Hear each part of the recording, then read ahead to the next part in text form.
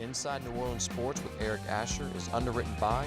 Located on Lake Pontchartrain, Brisbee's Lakefront Restaurant and Bar offers traditional West End favorites, a scenic view, oysters, and numerous tasty options. More information is available at 504-304-4125 or brisbeesrestaurant.com. At Natal's Air Conditioning, our motto is service honoring the golden rule. We're dedicated to providing the best air conditioning solution for your home or business in the New Orleans metro area. More information is available at 504-821-0005. Natal's Air Conditioning, a proud sponsor of the St. Jude Dream Home. Mr. Ed's Oyster Bar and Fish House has been shucking here since 1979. Located at 3117 21st Street in Metairie, Mr. Ed's Oyster Bar and Fish House offers raw, fried, and grilled oysters, as well as a range of Cajun and Creole dishes. Enjoy a dozen with a smile.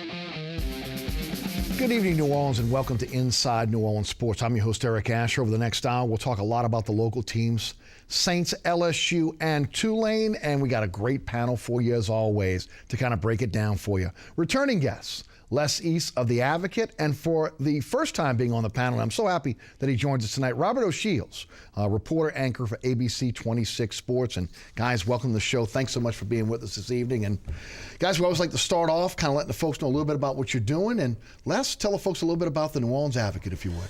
Yeah, thanks, Eric. Of course, we have the New Orleans Advocate, the Baton Rouge Advocate, and the Acadiana Advocate. And, of course, all of that's available on the website as well, theadvocate.com. And just a few days ago, we announced a new partnership with the Sun Herald. So we're going to be branching out into the Mississippi Gulf Coast, sharing content with that newspaper. So our reach is extending eastward as well as even farther to the east and also to the west now in Acadiana. So a lot of exciting things going on right now. No doubt.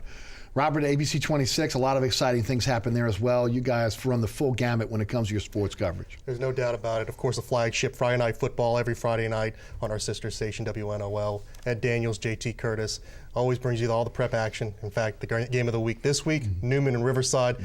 Past 2 years, that game has come down to the very last play. With last year, Newman trying to score a touchdown, threw an interception right there at the end zone. Right. Of course, Saints coverage as well. That's you guys right. also, Ed does more editorials than any other sportscaster out there. The joke is, when am I going to get my own there you go. editorial version? That's right. I don't think that's going to happen anytime soon. But Saints, LSU, Tulane, you guys are all over it. And is it 6 and 10 that the sports are, or is it 10 o'clock? 10 o'clock. 10 o'clock.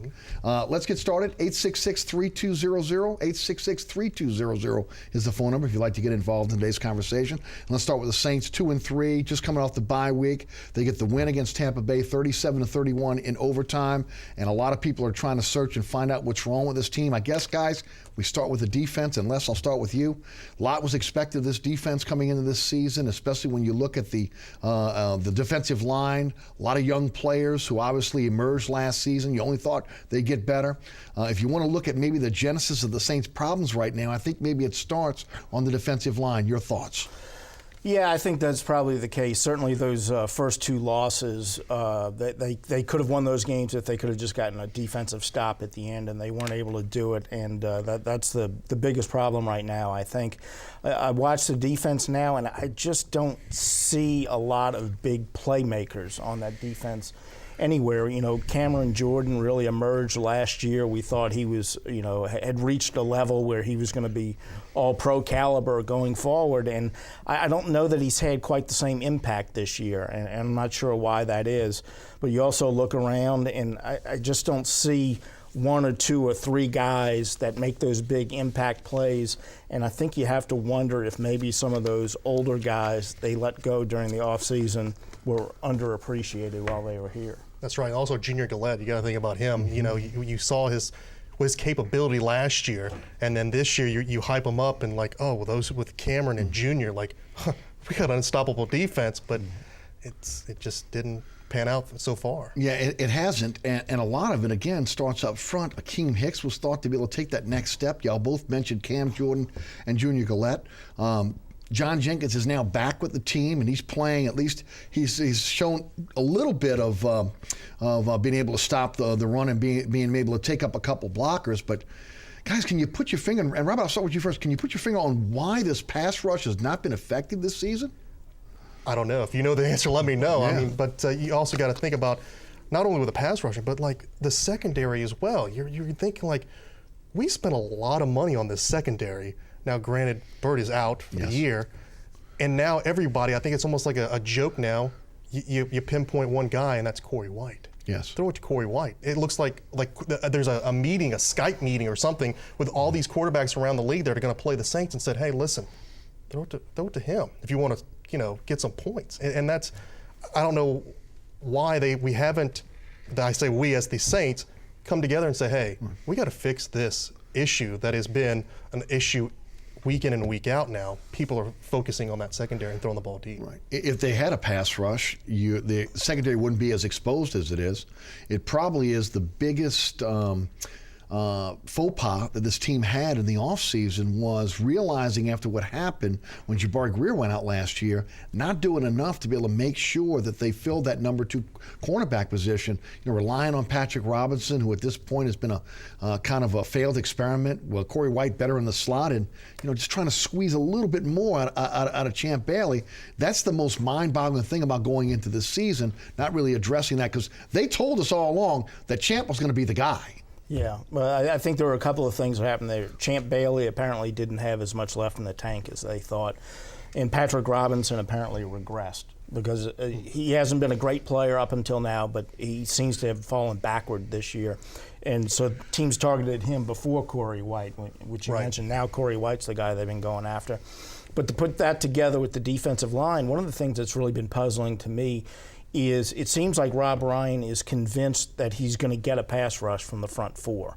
And I don't know why he hasn't blitzed more often. I think that Atlanta game, not bringing more people more often, allowed Matt Ryan to get into a rhythm. Yes. He's a really good quarterback. And once he got going, they couldn't do anything to slow him down. And I think they have to get more creative with their pass rush because I don't see where that front 4 is going to be able to provide it on any kind of consistent basis. Guys, turnovers were a real big emphasis going into this season from the offseason. One of the reasons why they went out and got Jairus Byrd. A lot of Saints fans are now focusing on the fact that Harper and Jenkins had 6 interceptions between them. Yeah. The Saints, obviously, right now in the early stage of this season, only 2 turnovers. Are they pressing a bit for these turnovers? Sometimes it can become a mental block. If you're pressing so much. Robert, what are you seeing? Well, here's the thing. I went to camp to the Greenbrier with Ed Daniels. It was a different camp, not only the mountains and the climate change and all that stuff, but compared to our last defensive coordinator, when the guys went for a turnover, you heard ball, ball, ball, ball, ball. They were trying to, it didn't matter if Pierre Thomas, Mark Ingram, all of them still had the ball. They were still trying to strip it. But now, when they're doing those kind of drills in practice, and even I see this through the week, going into the week, you don't see the ball, the urgency of trying to get that ball, trying to create the turnover. It's just ball, tag, you're it, we did our job. I don't know. I need to see that, and I just haven't seen it from them. Sometimes the emphasis of going after the football causes you to miss tackles. That was really part of the problem. It seemed like in the first few games of the season where they weren't populating the ball, where guys that were sure tacklers were not tackling. They've cleaned that up a bit now as they go into the Detroit game. But, again, it's kind of a myth when you start looking around saying you got some playmakers, at least you think they're playmakers, especially when Bird was in there, but still weren't able to be able to garner any turnovers.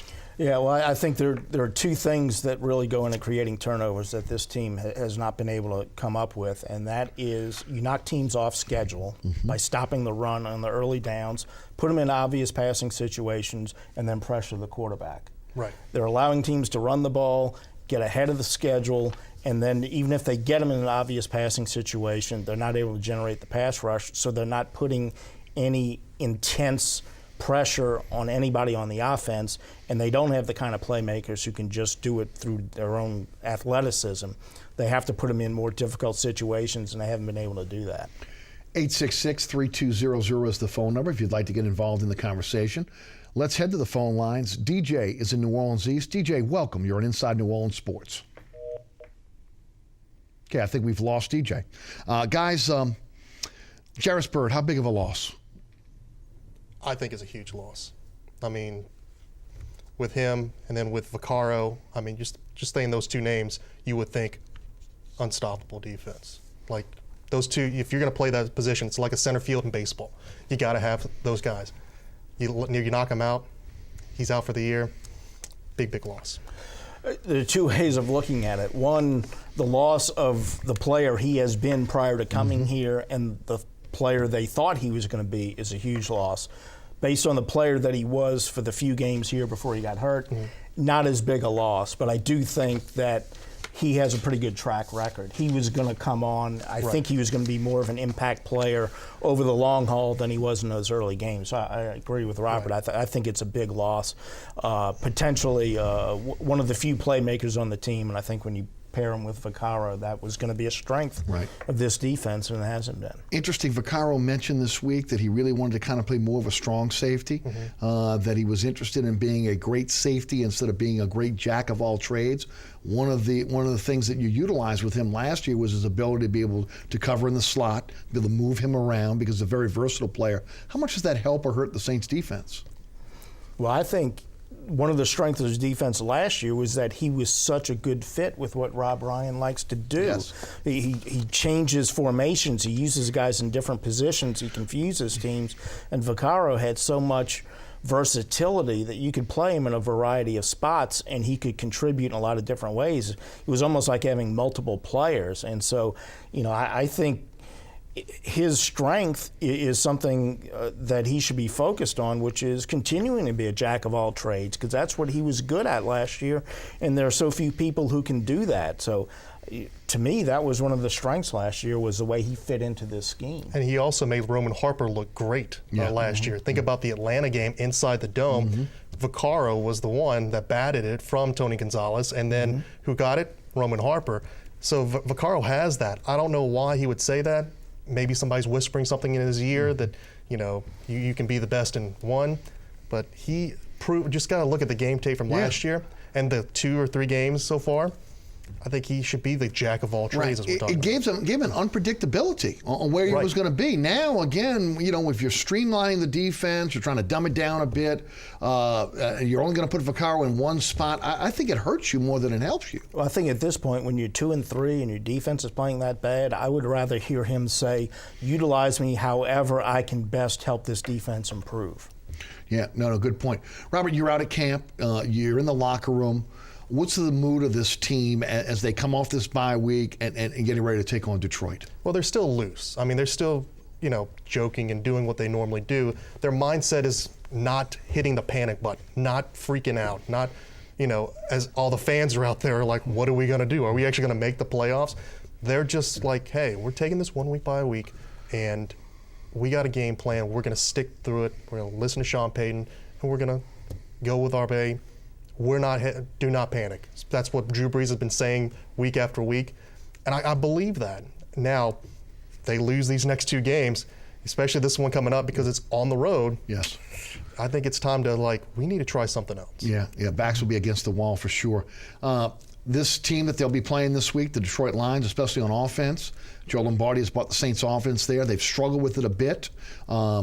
You look at a situation with Stafford at quarterback, not the most mobile guy in the world, but again, can make time with his feet to be able to get the ball off.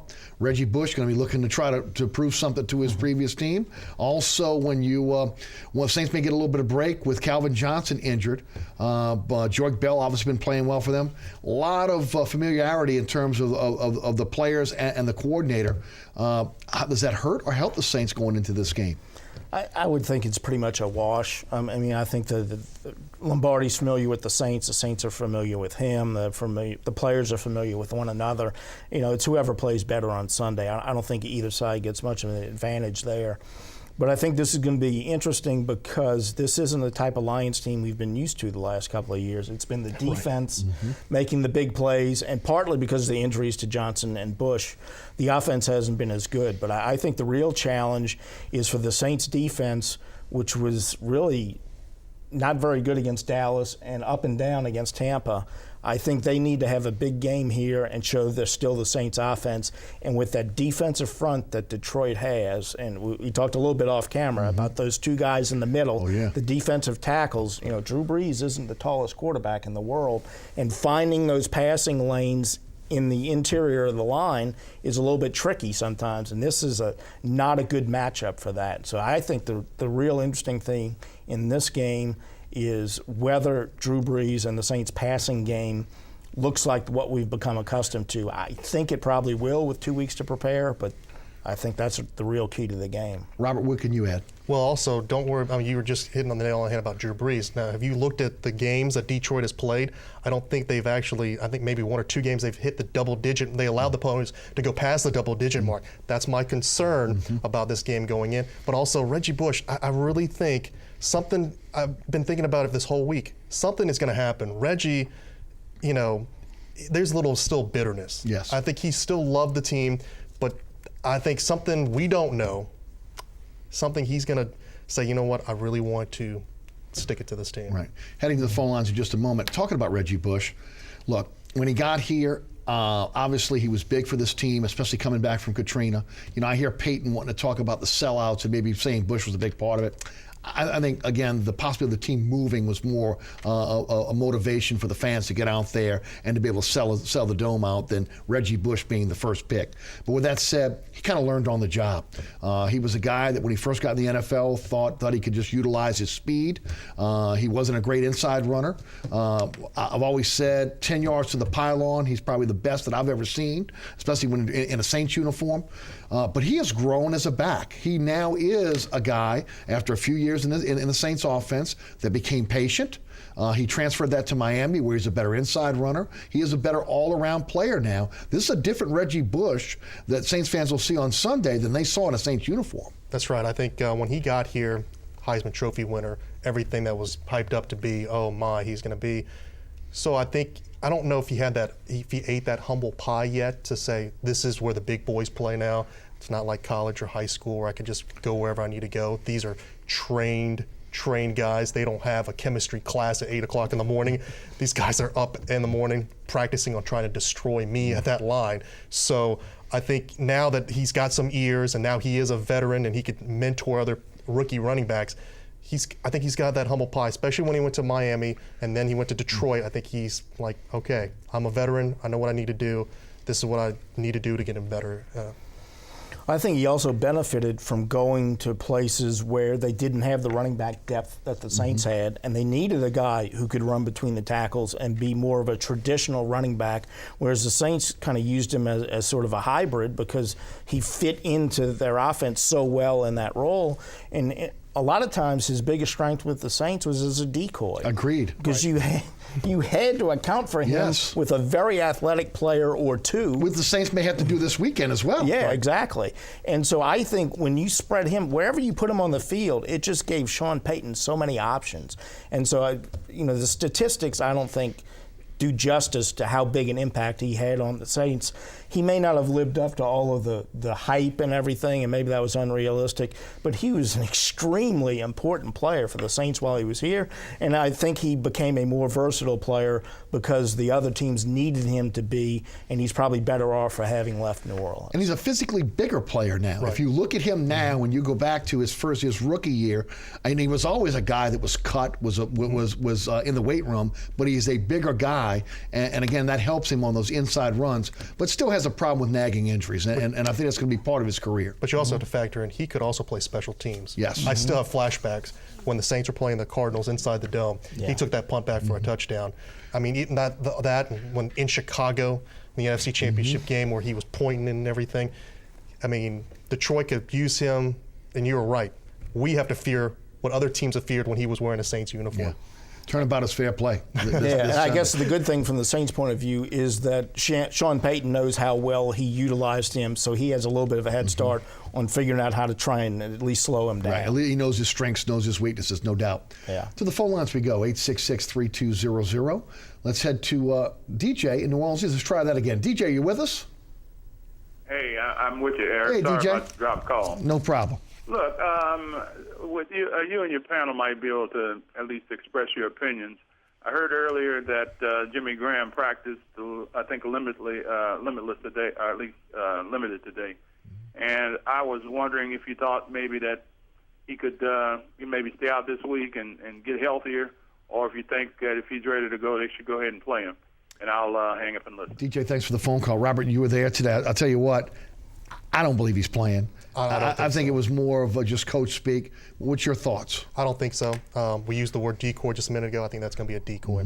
I think it was just Sean Payton saying, hey, my best guy, looks like he's been practicing, he's doing okay. I really don't think he's going to play. It's a shoulder injury, and if you got to catch the ball, do anything, that's part of that shoulder. He came down on it. It was real hard. I think next week, I think we could see him dressed out and playing, but not. I don't think so. With everything they got to do, from traveling to everything else, I really don't see it. Les, why would you chance it? Well, that's the thing, and Robert was just talking earlier about how the Saints are saying that they're not panicking. That would be a panic move to rush him back into the lineup when he's not ready. You can win this game without him. It's probably a little bit harder, but you don't have him at 100%. So with that defensive front that Detroit has, you want somebody who's a better blocker in there most of the time anyway. That's not Graham's strength anyway. The other guys have done fairly well in the passing game. You know, you have to be looking at this as a 16-game haul if you're going to get to where you wanted to be despite the bad start. So don't overreact and rush him back. I think they definitely said it this week. And the other thing is, guys like in Vegas, fantasy football and all that stuff, they're pretty. They know what they're doing, especially the people in Vegas, because that's their mortgages are on the line. And we didn't see the Saints line move at all, even with the report of Jimmy Graham. And that's just telling you, Vegas is telling you that, hey, I don't think they're even saying he's not going to play. Guys, let's talk a little bit about the Saints offense. Everything starts with Drew Brees. He's had some problems on the road in terms of his ability to be able to hold on to the football, not turn the ball over. You know, I've talked about it a lot. You know, again, he sets the tones with these turnovers. Teams, when he's home, it seems like the team can recover and overcome it. It's very difficult for the team to overcome his turnovers on the road. I think it's got to be a point of emphasis going forward for the rest of the season for Drew Brees to make sure that he's taking care of the football, that if he's under duress, that he lives to throw another day, and maybe sometimes it's not bad to take a sack. Robert, I'll take you first. What's your thoughts on Brees? And again, he's kind of the guy that's got to set the tone for this team going forward. I think, watching the game against Tampa Bay, when early on he threw those picks, and you were thinking, why doesn't the guy take a sack? Why is he throwing it? Why is he lobbing it up, chancing, and a pick six just happened? Why are you doing that? I was trying to be the sports guy and look at every stat. Maybe he's trying to avoid records. I know he's trying about breaking records. Is he trying to avoid like all-time sacks at home, all-time sacks on the road? But I couldn't find it. I feel like he shouldn't throw it up in the middle. Just throw it out of bounds. If you throw it out of bounds, it's a loss of down. You got a 2nd and 10 again. Just throw it out of bounds. Don't take the sack.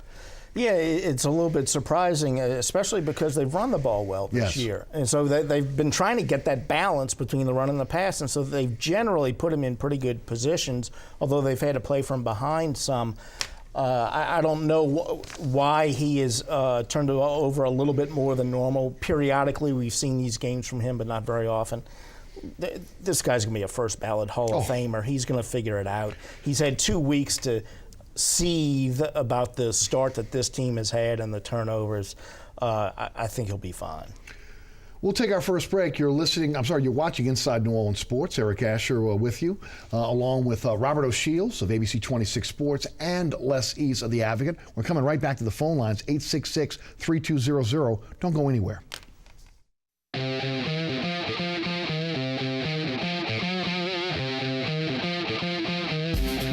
Inside New Orleans Sports with Eric Asher is underwritten by Located on Lake Pontchartrain, Brisbee's Lakefront Restaurant and Bar offers traditional West End favorites, a scenic view, oysters, and numerous tasty options. More information is available at 504-304-4125 or brisbeesrestaurant.com. At Natal's Air Conditioning, our motto is service honoring the golden rule.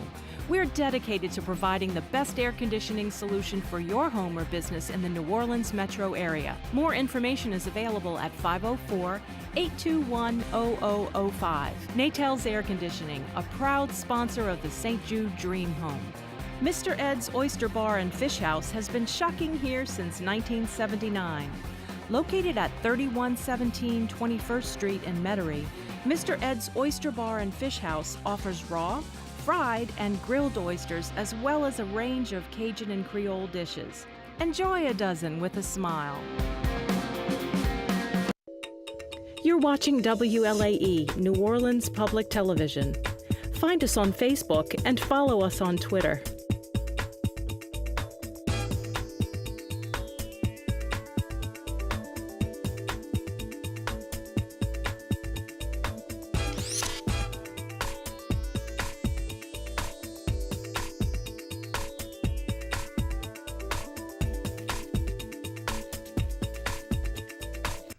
Welcome back to Inside New Orleans Sports. Each and every Thursday night with our live broadcast right here on WLAE TV, 6 p.m. If you miss our broadcast on a Thursday night, you can check us out each and every Friday night on WLAE TV and Pelican Sports Television in New Orleans, Baton Rouge, and Lafayette. That happens at 10 p.m. Our panel tonight, Les East of The Advocate, Robert O'Shields of ABC 26 Sports. Let's head to the phone lines, 866-3200. Remington is in Houma. Remington, thanks for holding. You're on Inside New Orleans Sports. I was watching the Saints game in all the past few weeks, and I seen the defense wasn't doing too good, and the quarterbacks was really picking on Corey White. What do you think the Saints should do about that? Remington, thanks for the call. Guys? I think we touched on it earlier in the top. They have to address it. Rob Ryan, the defense and secondary coach, it's blatantly obvious. Remington from Houma is actually chiming in and saying, hey, we need to stop this. What can they do is the question at this point. I mean, there's not a lot of depth there right now. There just really isn't. I mean, when you start looking at where you go from Corey White at this point, right now you got Bush playing the safety. They seem to be shading Bird to try to help Patrick Robinson in the first few games. They look like they're playing it pretty much straight up right now. Les, any ideas here? Well, no, they thought they had addressed it in the offseason when they signed Champ Bailey. So there's not a whole lot you can do. There aren't guys who can play cornerback well in the NFL who are unemployed. So you can't bring somebody in who's going to be better. So all they can do is, shade a safety over there, give them a little bit of help when they can, generate a better pass rush, stop the run on the early downs, and put teams in less advantageous situations. In other words, do all the things they need to do that are better for the defense, and they'll help out Corey White. There's not a whole lot they can do for Corey White specifically other than some double teams, and then you leave yourself exposed somewhere else. We were just talking about Vaccaro as well, Kenny Vaccaro. Maybe, he's got to be that versatile player. Maybe he needs to shade a little bit, help out. Yeah. In Corey's direction.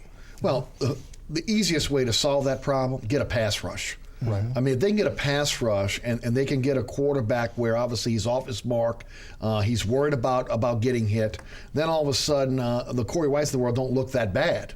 And that's been the biggest. I mean, again, that's the genesis of all their problems on defense. They get a pass rush, all of a sudden everybody else on that field looks a lot better, and that's been the problem. From the inside push to the outside guys, maybe being half a step to a step off. That to me is the biggest problem on the defense right now, and that's the thing that's got to be solved. And the mind-boggling thing is, these guys have been in the system for a year. There are no injuries that have slowed these guys down. These guys are healthy. They're just not beating the man across from them.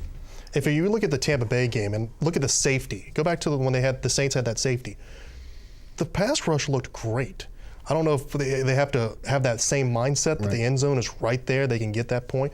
But it looked amazing when they sacked Glennon because those guys did different stunts with Cam Jordan and Junior Galette, I believe, and that looked great. So then, you relieve that the secondary off. But after that, I mean, there were some passes you were like, what happened to those stunts? What happened to those guys rushing Glennon? Right.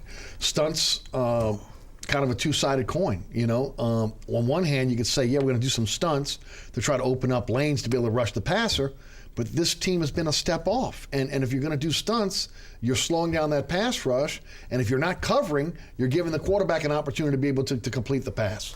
Well, we don't know what the dynamic is with Sean Payton and Rob Ryan on how they want to play defense exactly, but we know they played better defense last year. And I also go back to the Dallas game, and it's hard to gauge a game when you're playing from way behind. It looked like the defense played better when they said, to heck with it. We're turning everybody loose. We're blitzing. We're doing stunts. We're doing everything because nothing else is working. Offense did the same thing where they just said, forget the running game. We got to catch up. And Drew started throwing the ball like crazy. They got back in that game. Now, that's not necessarily the way you want to play from the opening kickoff, but I just think, especially in terms of the defense, they just need to throw caution to the wind and just say, Rob Ryan, you have this job because you're so creative and aggressive. Be creative, be aggressive, and we'll live with whatever the consequences are. I think it's a great point. We mentioned Jimmy Graham briefly. How do they make up for the loss of Jimmy Graham? I mean, with the loss of Jimmy Graham, I don't know, because they have two good tight ends in Watson and Hill. I mean, look at the game against Tampa Bay. Hill scores a touchdown. I look down from the press level and I see people looking like, that wasn't Jimmy. Who is that kid that just scored the touchdown? And I mean, they've got the backups. That's fine. I think you're going to lose Jimmy being his strength of getting that linebacker or that defender away from him to catch the ball. But other than that, and also the double teams. Right. He demands that double team, which opens up other players. You know, to me, Marcus Colston has to step up. He's had a horrible first part of this season. You know, some can say Father Time is catching up. I think it's mental for him right now. He's got to have a game. We got to see something out of Kenny Stills and Brandon Cooks as well. I mean, you know, they've tried to utilize Cooks in a maybe like in a Bush-like way to try to be able to maneuver the defense. We haven't seen a lot of Robert Meacham. Joe Morgan hadn't hit the field yet. You know, so again, we can talk a lot about Breeze and what's going on with again the turnovers, but the receivers have not helped him a lot this year, and not having Jimmy Graham on the field, they could get exposed this weekend. Yeah, they could, and I think you're right about Colston, especially in third down and red zone. I think he gives them the same type of target. And then, you know, one of Graham's strengths, it's a different way, but nonetheless, you know, it's a matchup problem for defenses. And the other person on your offense who can create matchup problems is Brandon Cooks. So you have to be creative in how you get him in spots where he creates a mismatch or they have to double him. And so you have to get him involved early on and try and create those double teams and mismatches. And then the other guy you mentioned, Joe Morgan, is a wild card. I think at some point they need to put him on the field and see if he can stretch the defense. Yeah, which has been a big problem. One thing that's been talked about, obviously, is the deep ball. Before we get into that, Robert, do you have anything to add on the wide receiver position? Well, I think Marcus Colston, you hit on it, mental. I mean, think about it. The Atlanta game, that last play where he fumbled the ball, the next week he had 0 targets in Cleveland. I think Peyton either was really upset about that in Atlanta, or Peyton was like, something's up. You need to fix it. We're not going to throw it to you, because the next week he had numerous touches and numerous targets. But I look at that, where Atlanta, where he pretty much everybody said something negative or bad all at the same time to Marcus Colston on that fumble, and then he didn't get a single look at. He had 0 points in fantasy, no targets at all. He's been bailed out a couple times by the officials in a couple games where the same exact play happened. He was stripped, and again, it was called an incomplete pass. Right. You know, I mean, it could have went either way, and a lot of times that goes against the Saints on that. What about the rest of the receiving core? This is one of those games where we're going to kind of see where the rubber hits the road. Like Robert Meacham was a guy that I thought, you know, he left us, went to San Diego. He even said it, I thought I was going to be the #1 receiver in San Diego. Didn't pan out. We bring him back. You're thinking, oh man, he's back. He's going to have those glorious touchdowns in the dome, deep passes, just stride right in. But it still has not. I think mentally he was thinking, I'm back in New Orleans. This is where I got my start. This is where I got my fame. This is what I'm known for. Everything's going to be going my way again, but it just has not. Yeah. And Joe Morgan, where are you, Joe? Yeah, it hadn't hit the field. A lot of discussion about the deep ball, whether Drew Brees has it in his arsenal anymore. Les, what's your take on that? Well, I think that's a valid question. I think there have been some underthrown balls in the deep game. That's never been his strongest point, but he's always been good enough at it to go along with all his other attributes. I think you and I talked about this on your radio show one time, that I think they're at the point where they need to be very conscious of the wear and tear on his shoulder. This is a guy who's, 36 years old. He's thrown for 5,000 yards just about every year. And I think they recognize that this year. That's why they've committed to the run more, because they're trying not to put so much burden on a guy who's thrown so many passes on what was once a surgically repaired shoulder, not that long ago. So I think it's a valid question as to whether he can throw the deep ball as well as he used to. I still think they can be pretty much the same offense they've been, even if they aren't quite as effective there. They've got to be more efficient in the intermediate passing game, and that's where Colston has not done what he's done in the past. I do think Kenny Stills every now and then shows glimpses of being a guy who can make the big play down the field, but he's not done it consistently. But Drew Brees' biggest strength has always been finding the right receiver and passing to 9-10 different guys in a game. Yes. And it doesn't care. The guy can walk in off the street on Wednesday, and he'll catch 5 balls on Sunday if he's open. So I think Brees just has to pick out the right guys and just nickel and dime and carve this team up. And if they don't hit the deep ball, I still think they can be successful. Yeah, I agree. Robert, you were with him in camp. Some are blaming this on the oblique injury, that it's lingering still. That's the reason why he's not doesn't get the RPMs on the deep ball. What's your thought on this? I don't know. I was out in camp. I don't know. It's so, I always call it like a smoke and mirrors. Like Drew Brees on practice, he can throw it to wide receivers. He can throw it to Colston. They look great. Even Nick Toon, even when he was out there, they look beautiful. But it's funny because Ed had told me this one time at camp. I'm like, man, he's right. He could play for 10 more years. He said, in this league, they kind of want you to do this in a game, not at practice. So there's a big difference. So I think when you have those guys that are taller than him, defensive linemen that are trying to attack, it's a different perspective. And I don't know. It's just his way of throwing the ball is not there anymore. Well, that could also tie into what you said earlier about, why is he trying to avoid sacks so badly? If there's still some lingering effects from that, he's going to be overly sensitive to getting hit. Right. Well, guys, and again, you look at what he likes to do, where he's made his money, climbing that pocket ladder, strong up the front, center, 2 guards, the ability to be able to open up that, let him, and again, he's got that great launch point, even though he's a kind of a smallish quarterback. Where he gets in problems is when you get him on the edge, you get him under duress, and that's when he makes bad decisions, but that also could be a problem in terms of getting the ball downfield. He's not a great thrower on the run. No, he's not like a Cam Newton or anybody like that we've seen. That's the new MO of a quarterback now. He's just not. He's a pocket passer and he waits. But we've talked about this earlier. The center and 2 guards. It's not the left tackle anymore that's got to make the big bucks now. If you can be a good center and good guard, especially for the New Orleans Saints, you're gonna make big bucks because up down the middle for Drew to get him out of the pocket. You got to have a good blocker to get that guy out. Got to have a big dose of the running game, in my opinion, this weekend. As you mentioned earlier, Les, the interior of that defensive line for the Detroit Lions with Sue and Fairley is a formidable opponent. You look at, obviously, on the outside with Ansa and I believe Jones on the outside that are rushing.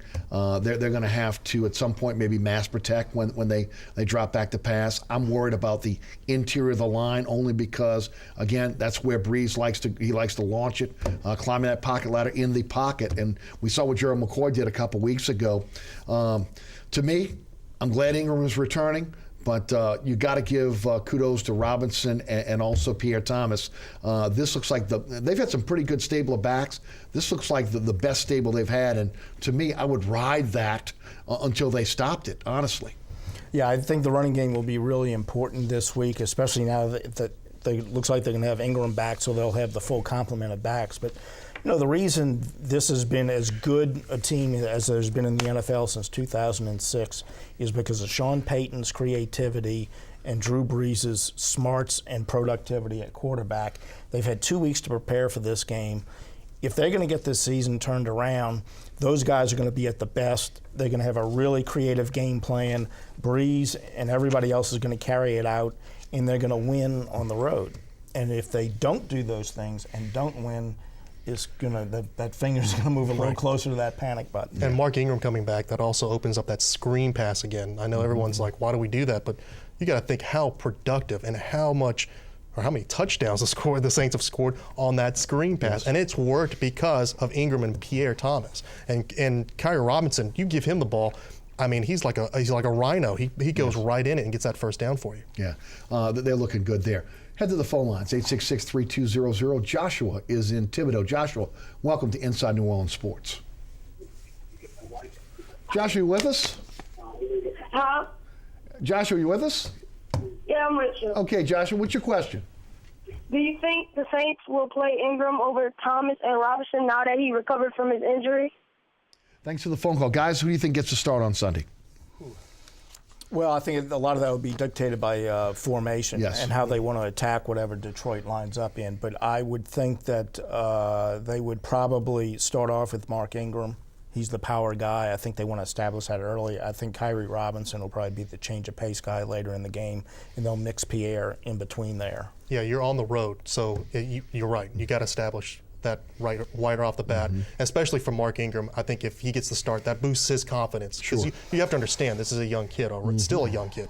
So if you give him the starting nod, you establish, hey, he's back, and then he also says, I'm back, look what I can do. Guys, Saints take on Detroit. It's hard to say in the first part of the season it's a must-win, but it's a must-win. What do you think happens, Robert? I think it's going to be a close game. I mean, if everything happens to where the Saints, what we just talked about, if they can do it defensively, and Matthew Stafford rush and get out of the way. Now, good thing he doesn't have Megatron to throw to. But if they can do that, contain the former Saint Reggie Bush, especially if he's out there as a wide receiver or if he's back as a running back or whatever, if they can control that and the offense just decides a light bulb has flickered on and then they get everything on point, I could see the Saints winning at least by 3. But if not, we got a long season. Better believe it. Well, you know, I've been waiting for this team. You know, they lost those 2 tough games on the road that they easily could have won, and then we thought they would really look like themselves against Minnesota. They started great, and then they struggled. Dallas, they get blown out. We figured Tampa Bay, this is where they get healthy. They start off fast, and it winds up being a nail-biter going to overtime. I just haven't seen it in 5 games. I think I would have seen it by now if the light's going to go on. I think they lose this game. Well, I'll tell you what, their backs will be definitely against the proverbial wall if that happens. Let's shift gears. Talk about the LSU Tigers, 5-2. Got an SEC win against Florida, 30-27. There was a lot of conjecture on who was going to start, Harris or Jennings. Jennings started. Played a decent game. I would have liked to have seen Harris at some point in the game, but obviously Les mentioned this week that there just wasn't a chance to be able to get him in the ball game. Let's take you first. Who is the better quarterback for this team right now as they go into Kentucky?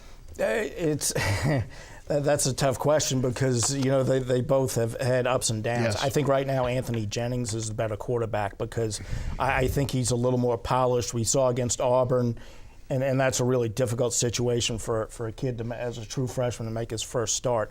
But nonetheless, he wasn't up to that task. I think Anthony Jennings starting is better. I think Brandon Harris coming off the bench will perform better than he did in a starting role. I think being back in Tiger Stadium will be helpful for Brandon Harris. So I think, and Jennings will start. I think that's the right choice.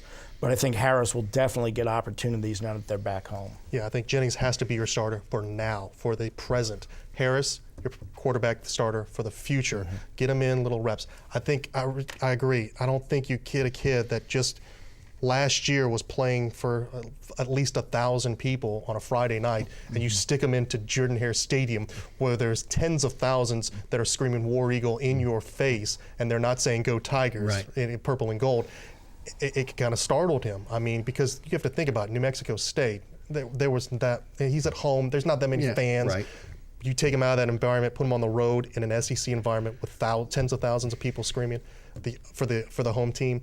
He's got to be the quarterback for the future. Jennings has to be the starting quarterback for now. And I was a little bit surprised about the nerves, but again, as you look back on it, like you said, it's a tough place to be able to come in and be a starter. I mean, you're not playing the little sisters of the poor, for lack of a better term, which is, again, who they feasted on for the most part in the early part of the season. So it'll be interesting to see how this thing goes. I think just from a physical standpoint, Harris is the better quarterback. But he's got to be able to mature a little bit before, obviously, you can hand the reins to him. Yeah, and I agree with you. He's the quarterback of the future, but we're not at that point yet. And I don't necessarily criticize them for starting him at Auburn. If you look at the way the two guys played against Mississippi State and New Mexico State, at that point, Harris had outperformed him, even though both those games were at home. Nonetheless, I think you had to kind of take a look at him, and nothing in that game went right for LSU from the beginning. The defense didn't give him much help. The field position wasn't good. The play calling wasn't great to start off. So everything formed a perfect storm of the worst possible scenario for him to start his first game. Guys, I've mentioned this so much on this program and my radio show when I talk about the LSU Tigers, and I said this after the Wisconsin game, that I thought this team would go as far as their offensive defensive lines would take them. They have not really shown up until the Florida game. Really the first game we saw that dominating offensive line being very, very physical. You saw Leonard Fournette with kind of his coming out party and the physical running style that they had. Can they translate that to the rest of the SEC schedule? And I'm talking about the offensive line now. We'll get into the defensive line in a moment. This is a veteran group. This is not, this group wasn't decimated by the draft. This is a group that was supposed to come in. I think Les Miles said at the beginning of the season he thought it was the best offensive line ever. I think we hyped them up in high expectations. I think the high expectation was when Leonard Fournette signed the dotted line that he's going to be an LSU Tiger. And all of a sudden, we're going to be national champs because we have the running back that's going to lead us that way. But I was kind of questioning the offense before the Florida game because I looked at the schedule. We don't have homecoming games after Kentucky. It's going to be a tough road for them to try to. And I said, if they lose to Florida, they might not go to a bowl game. If they beat Florida, I think the best bowl game they could do is in Shreveport in the Independence Bowl. And I still believe that because Kentucky is no pushover anymore. Not at all. Kentucky is not a team, a homecoming team, let's say. And they could possibly upset. I remember when LSU played in Lexington, because I was up there, triple overtime. You saw what happened in that game. So I mean, LSU was number one in the country. Exactly. You brought up both lines. I think the offensive line, I think there's a better chance that the offensive line continues to improve than the defensive line because they have a track record. And that was huge when La'el Collins decided not to go pro. And he came back and he said, okay, we have something to build our offense around with all these young skill players. And they haven't lived up to it. They had a little bit of maneuvering in the interior positions early on. But nonetheless, it shouldn't have taken them this long to have a good performance. But I do think because of their track record, I think you can expect that they'll continue to play well going forward. Defensive line doesn't have that track record. But also, they still have Ole Miss and Alabama. Those are two of the better defenses. At least Alabama up front is a very good defense. And Ole Miss has a lot of playmakers on defense. So I don't know if the line's going to do as well against those teams as it did against Florida. Take the defensive line. And the defensive line, I mean, I personally think something has to happen on the defensive line. And I'm not talking about personnel. I'm talking about, do we have to question the coach now?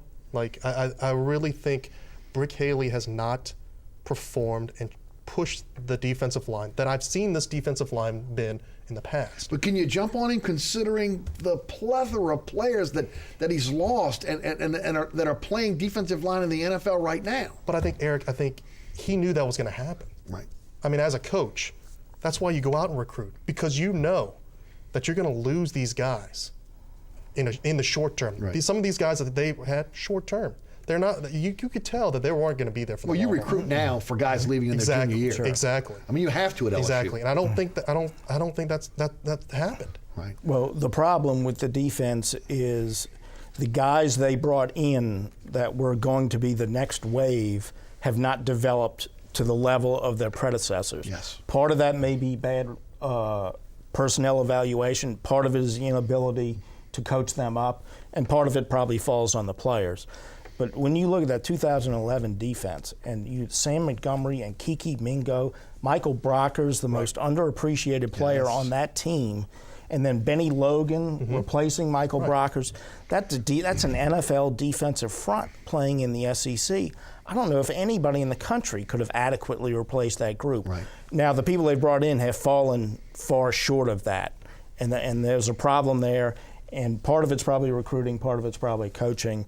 But they had a monumental task to try and replace the people they had up front, because that was just a rare set of individuals they had for a 2 or 3 year run. Yeah, I would agree. Kendall Beckwith now starting at the middle linebacker position. How much does he bring to the table, and how much can he help this defense going forward? Tremendously. The other question besides the front was the linebacker. Let's be honest. The secondary for LSU looks better than the secondary for the Saints. So the linebacker was another thing. I did, when I saw that, I was really thrilled, because they got that. Because the linebackers are kind of like your captains. You're the guys that are going to be calling the shots, and to have him back, I think that was a positive. I agree. He's going to help.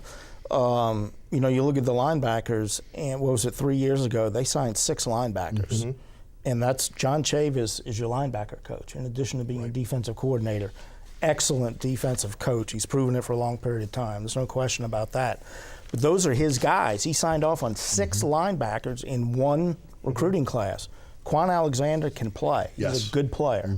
Lamar Lewis is adequate. After that, none of those guys. One of them's already left, going to UL. Ronnie, was it?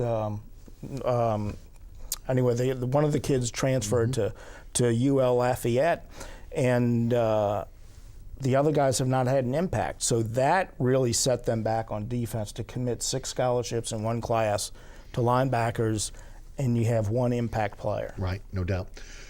Big game against Kentucky. Hard to say that, but big game against Kentucky. And it's not basketball. We're talking about football. Yeah, we're talking football. What do you think, Robert? I think the advantage for them is they're at home. And, when you play at Tiger Stadium, you have that advantage if you're LSU. It's Kentucky. Like, they surprised me. Even we were just talking about the triple overtime game in Lexington. That was just a shocker to me, because when I was there, I'm like, oh, LSU's going to be 65-0. We're not going to have any, throws to Devery Henderson the last Hail Mary play. Right. But they shocked me, and they went to triple overtime, beat LSU, knocked them off #1 ranked. I hate to say this, and I'm going to probably get some hate mail, but I think Kentucky is going to come out victorious at Tiger Stadium. Les? I think Kentucky can win the game. I think it'll be a game that will make people in Tiger Stadium a lot more nervous than they want to be. But I do think they found something last week with the offensive line and Leonard Fournette, and I think Kentucky probably defensively does not have the athletes that Florida has. So I think they will run the ball effectively with Fournette, and Jennings and maybe even Harris will be able to make just enough plays that they escape with a stress-filled victory.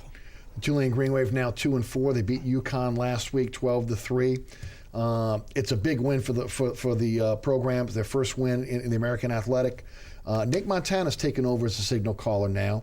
I love Tanner Lee. I love what he brought to the table. He's got a great arm, and he's going to be a great quarterback for this university before it's all said and done. But Montana seems to have brought a calming effect to the offense. Robert, your thoughts? I think because not only is he Joe's kid, but I think the thing is that he's back and he knows the guys. Tanner Lee. He's a very tall, lengthy quarterback.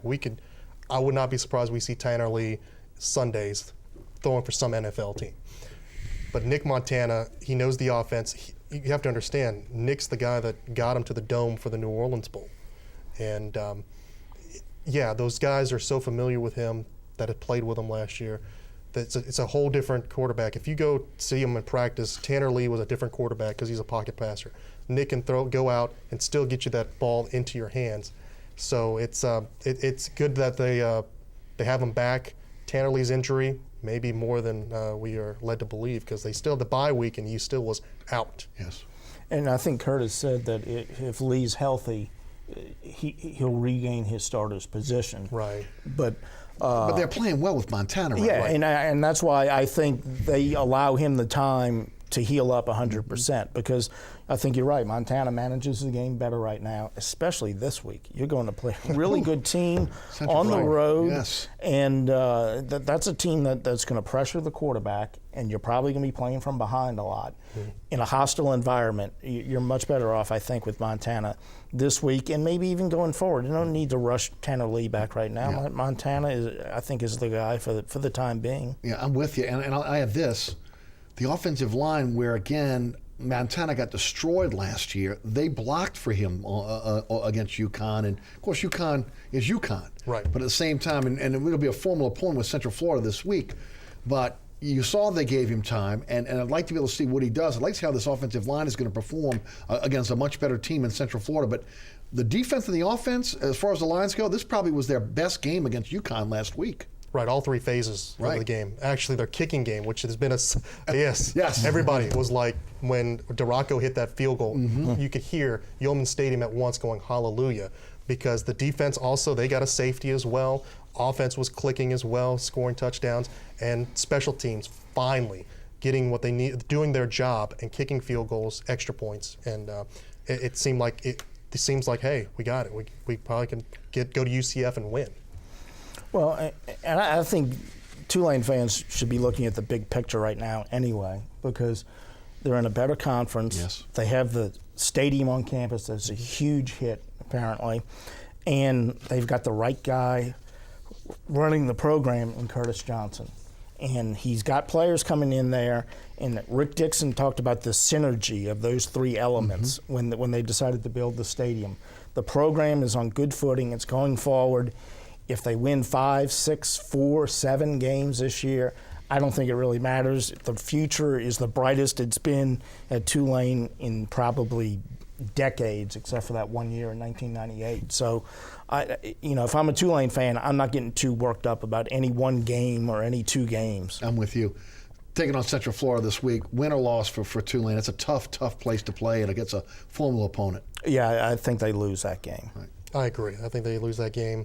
Just Central Florida looks really good, especially they beat BYU there in Central Florida, so not looking good. Yeah, for the just win. a little bit of the speed of the game is going to be the biggest thing that we'll see on the field on Saturday. The speed of Central Florida is a big difference than which they saw against UConn last week, no doubt. Robert O'Shields of ABC 26 Sports, Les East of The Advocate, thanks so much for being with us tonight. And thanks so much for tuning in. Remember, there's a rebroadcast of this show each and every Friday night right here on WLAE, and also Pelican Sports Television in New Orleans, Baton Rouge, and Lafayette at 10 p.m. You can catch me on the radio, WGSO Radio, 990 a.m., 11 a.m. until 1 p.m. weekdays. You can always listen live, download the podcast at ericasher.com. And if you missed any of the previous episodes of Inside New Orleans Sports, you can check those out at ericasher.com as well. Again, special thanks to our guests, Robert O'Shields of ABC 26 Sports and Les East of The Advocate, and also to our WLE production staff, including Ron Yeager, Jim Dotson, Donovan Joseph, Kenny Juno, and my director, William Hill. New Orleans, thanks so much for watching. We'll see you right back here next Thursday night for Inside New Orleans Sports. Have a great evening.